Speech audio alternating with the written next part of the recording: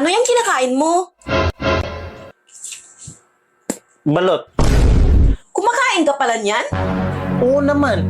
Ang sarap nga ng lasa eh. Malinamnam nga eh. Kadiri ka naman. Ang daming balahibo. Daming balahibo ba yan? Ay, tingnan mo. Ay, oo nga. Ang daming balahibo. Alam mo, yan yung nagdadala ng lasa talaga. Yung balahibo. Tsaka, ang balot, may balahibo naman talaga. Dapat inalis mo muna yung balahibo bago mo kinain. Pag inalis ko yung balahibo, di hindi na balot yun. Yan ngayon nagpapalasa lalo eh. Yung balahibo eh. Kung ang balahibo nagpapalasa at nagpapasarap, eh bakit ako pinapaahit mo?